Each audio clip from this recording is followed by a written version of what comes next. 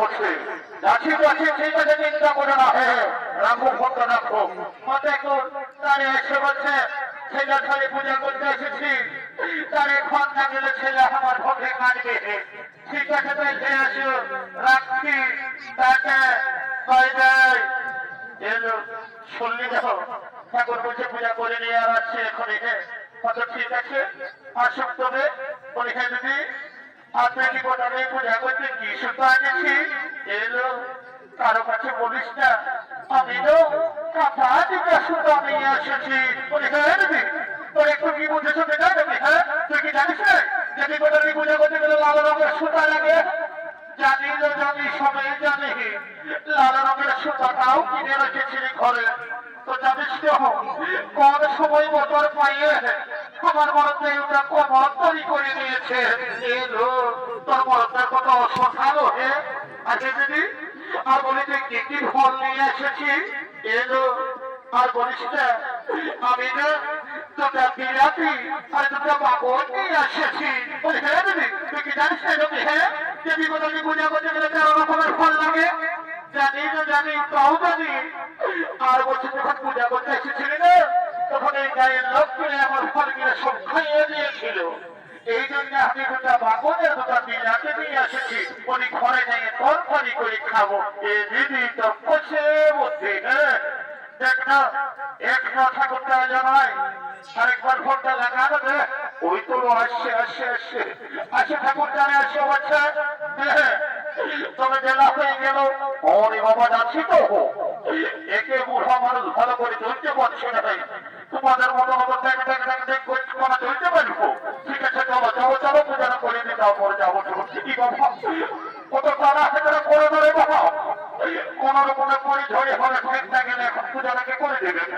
আচ্ছা ঠিক আছে ঠাকুর আসে বাবা, তাহলে পূজাটা করে দাও। ছেলে ছেলে পূজা করতে এসেছি। ঠিক আছে ঠিক আছে, কোন চিন্তা করো না। তাহলে বাবা বসতে দাও, আসনটা পাইতে দাও। দেখুন এই আসনটা কোথায় চলেছে? ওহো এই আসনের কথা আর বলো না গো। আমি হিমালয় গেছি তপস্যা করতে, বুঝলি? তখন শিব ঠাকুর আমাকে গিফট দিয়েছে। তবে এত সুন্দর দেখাচ্ছে, লালা জেনে পূজা করে দাও।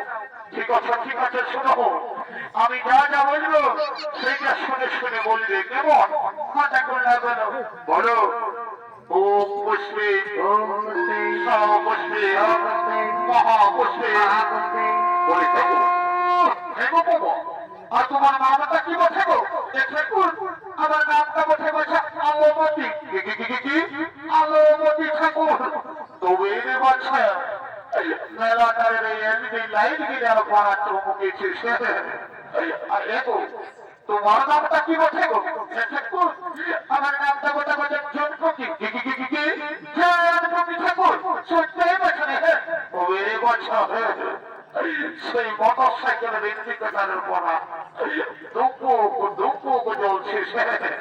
যা বসে বসে না বসো বলো ও বরাবরই ছোটকে বসছো। ও আর দেখো বাবা তোমাদের গোত্রটা কি বসে বাচ্চা? আমাদের গোত্রটা না খুকরা ছড়ে বসে বাচ্চা।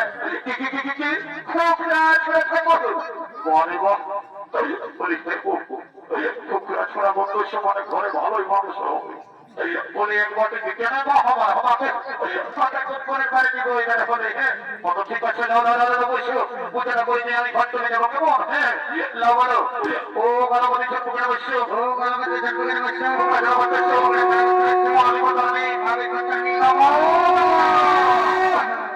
দেখুন তুমি কি হয়েছে দণ্ডবোধ করবো কি গো?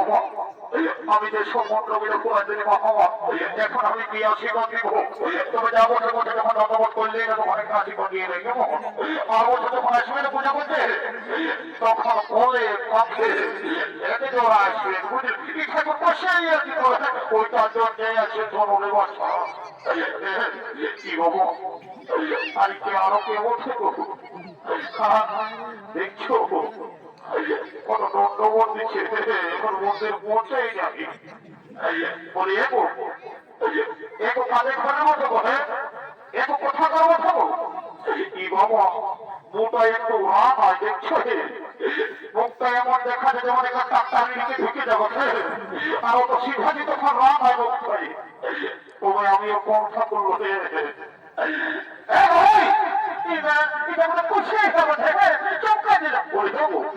তখন থেকে তোমাকে বেশি ঘাঁচি বোনারে বাচ্চা কাজে ঘরের মতো তোমার মুখটা